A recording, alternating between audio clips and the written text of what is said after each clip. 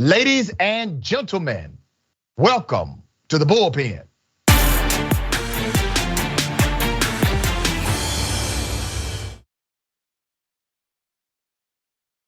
Yeah, he's back.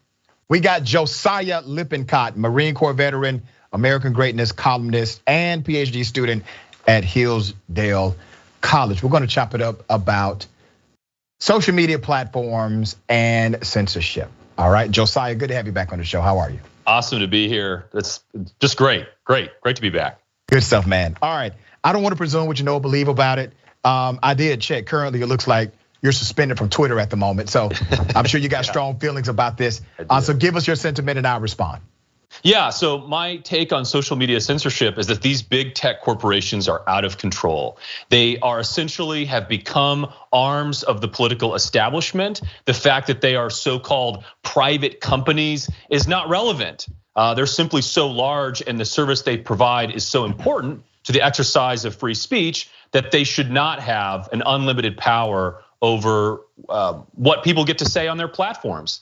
If especially for these large monopolistic type firms. And so I've been victimized by this system. I made a criticism of the Biden regime and pointing out I think a pretty fundamental problem about the way the country is dividing. And I was banned, because that criticism I think was a pretty sharp one and revealed problems with the Biden administration and that they don't want out there. So their allies in big tech are covering for them. So my argument is that Americans, it should be like your phone company. Your phone company doesn't regulate what you get to say over the phone. And I think for the most part with social media, that should be the case. I mean, barring criminal activity and outright spam, but political opinions need to be out there. Let me tell you why I call bull on what you just said.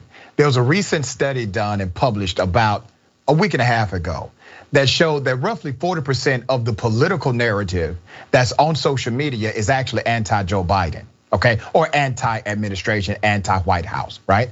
But it's out there and it permeates and none of them people have been banned. In addition to that, were you not warned 3 times before you received an actual ban from the platform? Well, I received a number of suspensions. One time I suggested that the punishment for child molestation in the United States should be the death penalty. And I believe that. Now I'll argue in favor of that, but Twitter didn't like that I put that out there. And then I had members of the woke military, people I've engaged with, who mass reported my account, essentially using big tech as a political club. But to get to your point, yes, there is plenty of anti-Joe Biden opinionating that's going on in the public sphere. The guy's really unpopular. But I think it's a problem when you have a critic like myself who, I'm not a crazed radical. I'm a scholar, I'm a student. I like to make sharp and incisive commentary. I should be allowed to do that under my own name. And big tech should mostly leave me alone. But think about what you just said, Josiah. You started your proclamation and provided the premise with you were suspended or banned because you were anti-Joe Biden in your commentary. Well, that's not accurate. It's not because you were anti-Joe Biden. Now you are a studying scholar, right? You are currently a PhD student, correct? All right, yes. So you know a couple of things about doctoral studies. Number one, you have to precisely define the variables.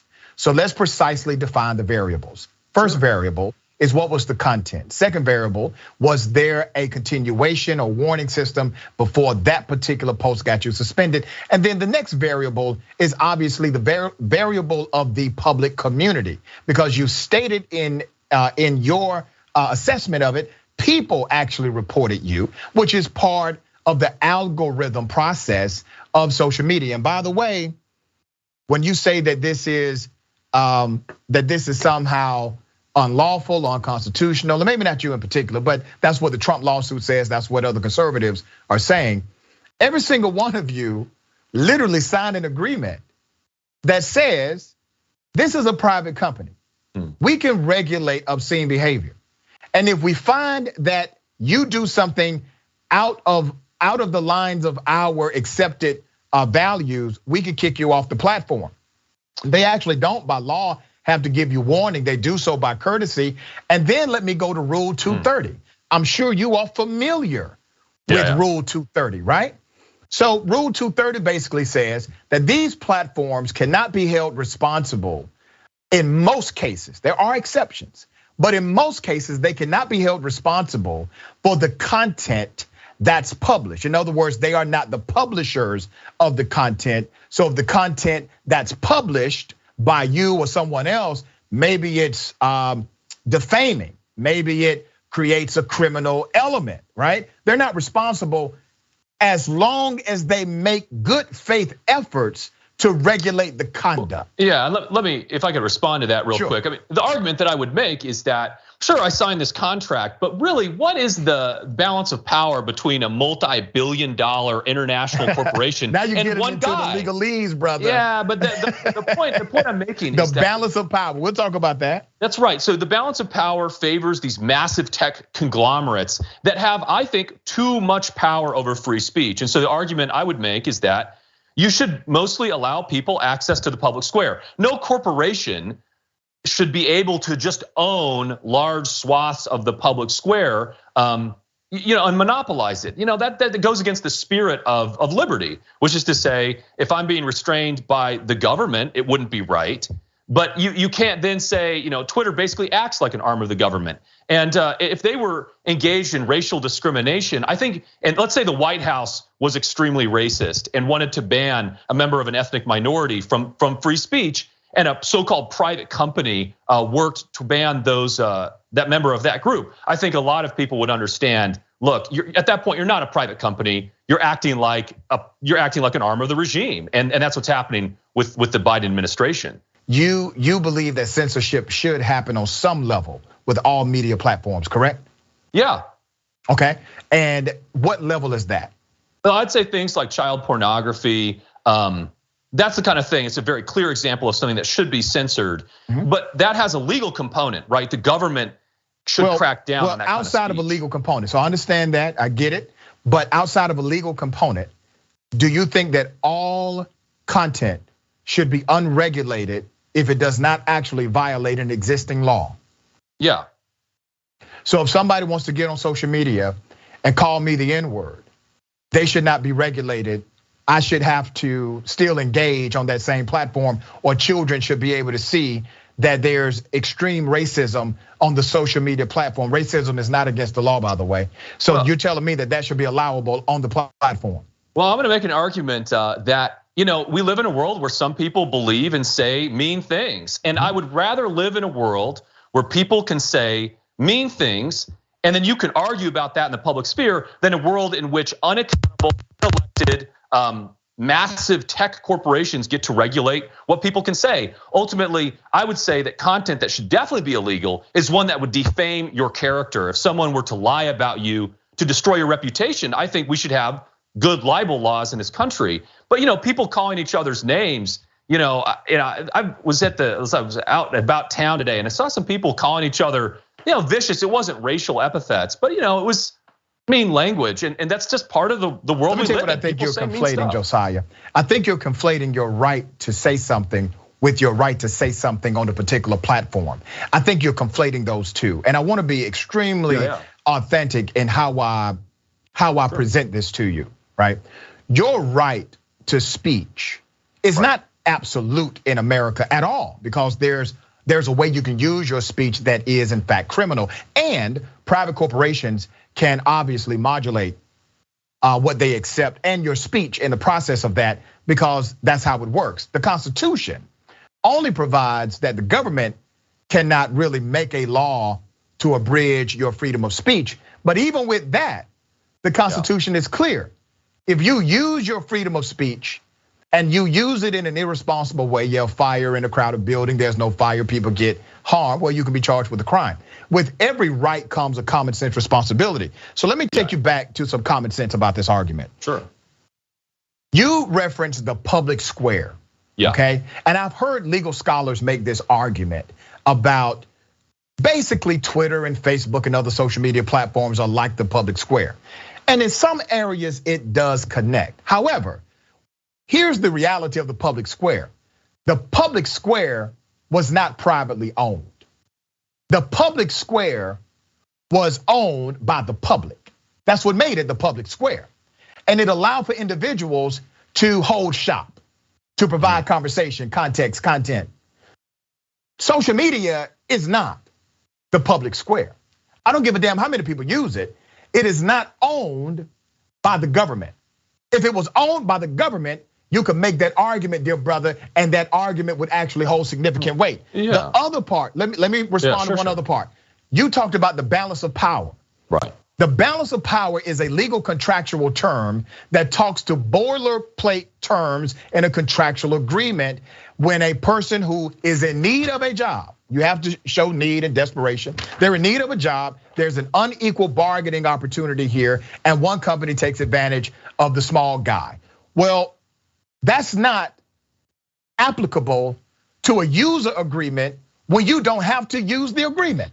This is not a job. Well, this is not employment. Yeah. This is not an opportunity for commerce. This is a platform for ideological exchanges, content creation, et cetera. Yeah, well, hey, I'll respond to that. I think the first thing is that that content is valuable. You know, when I was on Twitter, I would get millions of hits per month. People wanted to read what I was writing, and Twitter was facilitating that, and they benefit from the ad revenue that brings in.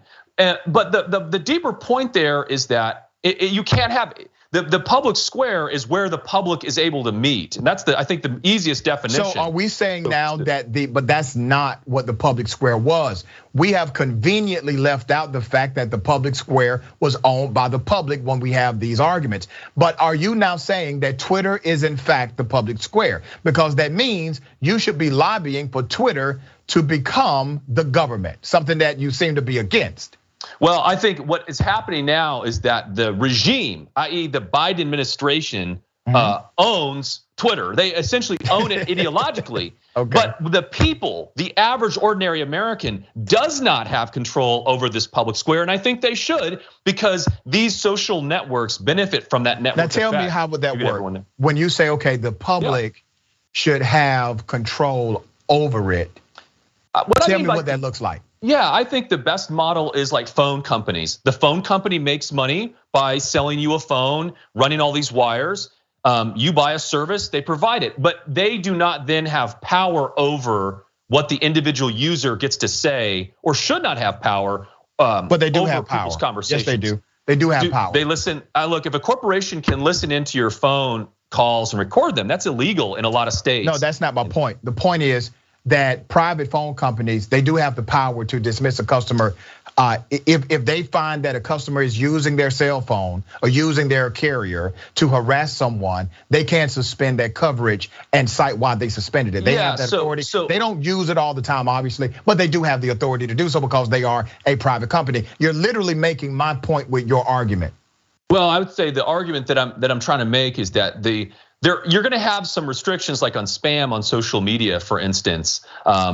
But the argument that I'm making is that in terms of political discussion, the ordinary American should be able to use these tech services to make political points, and that if they commit criminal activity, they shouldn't be allowed to. But to your deeper point, America has a long history, even to the American founding, the writers of the Constitution, of basically a common carrier doctrine. So that would mean, look, if you have a right to travel, and we do in America, you can't be denied by a company the right to use their service based off of a political opinion, for instance. But you don't have a right to travel. You do have a right to travel. You don't have a right to travel on an airplane. No, you don't. You don't have a right to travel on an airplane. Well, now we don't, because the state has taken it away. What makes you think? Do you know what a right is, brother? A right is something codified in the Constitution. What constitutional dynamic, amendment, or article says you have a right to fly on an airplane? Where's that at? Well, so I mean, what constitutional right is there for you to run a YouTube channel? I think you would argue you have a right to free speech. You don't have a right to run a YouTube channel. This is an argument for dictatorship. Come on, Dr. You have the opportunity and privilege to do so, and if you violate their private standards, you then can be kicked off the platform. The question I'd ask you, why are you so eager to defend these big tech corporations? You know what? Let me tell you what I'm defending. I'm not defending big tech corporations. I'm defending common sense. You know what I don't want a world full of? I don't want a world full of racist Trump supporters being able to freely reign on social media, where my children and my children's children will have access to that content and see that kind of devilish content on a regular basis. I don't want to see that. Racism, has no place on these platforms that we support as black people in the United States of America. We should not have it, and white folks that are woke and forward thinking should not want it there either. Now, in your world, you would be okay with N-word this, monkey that, ape this, and all of this other stuff. You would be okay with that because it's just people calling each other names. Well, it's different for me, brother, and it's different for my family. It's different for the communities that I love. Yeah, well, I say they don't deserve to use that platform anymore if they are unwilling to utilize it in an appropriate fashion. Well, I would say, yeah, you have people saying mean things. What I'm not, I'll tell you about my America. In my America, people threatening, actually committing violence, people murdering one another. That's a problem. You mean violence like January 6th? Oh, you mean the one the government committed when they shot that woman as she was trespassing, unarmed. That was the government. That was the government that committed an act of terrorism on January 6th? 100%. When they shot Ashley Babbitt, that was okay. Unconscionable. I'm asking you specifically because this is going to tell me a lot about you, brother. Absolutely. What are you getting your PhD in, by the way? Political philosophy. Oh gosh, all right. On January 6th, yeah, the people that stormed the Capitol, did they commit a crime?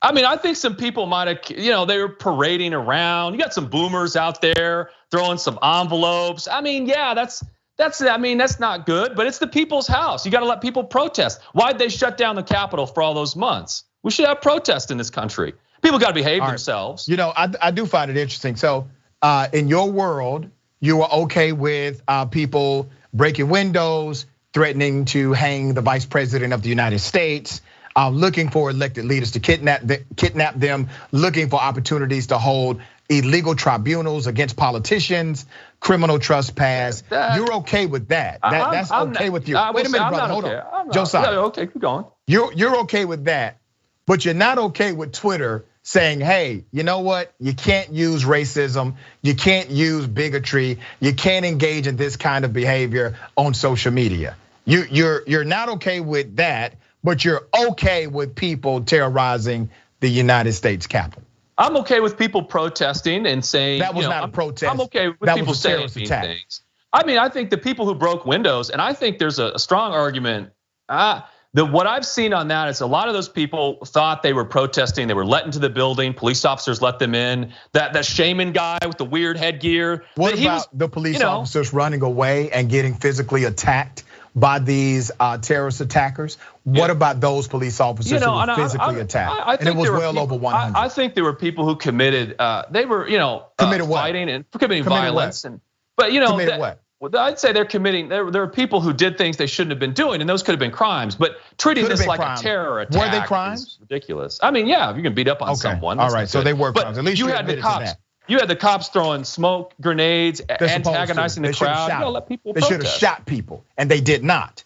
That would have been, come on now, think about it. If that would have been black, hold on, brother. That would have been black folk, folks with the last name Muhammad. Gun damn well it would have been a bloodbath on that United States Capitol ground. You know that, I know that, everybody knows that. Hey, Dr. Ritchie, compared to answer the that percentage question. Do you believe that if it would have been a black mob or members of the Muslim faith storming that US Capitol in the same manner, would they have been shot dead on arrival? No, and in fact, we probably would have turned it into a national holiday at this point. Come on, man, it's ridiculous. This country's gone crazy, and we can't. How can we have peace? Well, I'm trying to say, if you're going to take that, people like yourself, if you're going to take that argument, what you end up with is you get censorship, and you get a country that can't hold together. Censorship is really interesting. 60% of Americans actually agree social media should be able to use the standard application of the First Amendment, privately regulate their own platform. But before you go, we got to do this quick because we got another show. Sure. How do you get around Section 230? Section 230, which was passed in the 90s, basically says, listen, these platforms, they're not held responsible for published content for the most part, but in order to keep 230 intact, that's their liability place. In order to keep that intact, they have to use good faith efforts to regulate the platform from indecency. I'm going to argue. I don't care about Section 230 at all. I think I want. But it's law. What are you talking about? It's a law. No, laws can be bad. I think we should use the anti-monopoly acts to crush these corporations, break up Twitter, sell it off for parts, and allow Americans to speak freely in public. That's what I believe. All right. Well, Americans can speak freely in public. Not me. But I do not. Yes, you can. You can speak freely, brother. Say whatever you say. If I tell you that you have to leave my show. Yeah. Is that me violating your First Amendment right? No, because it's your exactly, show. You're one brother. guy. You are not a multi-billion-dollar corporation, Dr. Ritchie. But if you were, it would be different. Twitter is a platform. That's right. That's why if you violate their rules, and first of all, you know good and damn well, Josiah, you are a habitual line crosser. If you keep crossing the line, you're going to be suspended from the account. So you want laws to change, the Constitution to change, just so your ass can get back on Twitter. Does that make sense to you? Yeah, it does. I want the law to be changed because I am a line crosser. I'm saying the right things. I gotta say this, Josiah. I'm a truth teller, Dr. Ritchie. What can I say? I wish I had your confidence, man. I mean, one white man says, damn it, change the Constitution so I can get my ass. I want to just follow the Constitution. I just want to change the law. But I want to follow the law, Dr. Ritchie. All right. Thank you, Josiah. Have a good one. Have a great one. Good luck on your PhD. Yeah, I will. Thank you.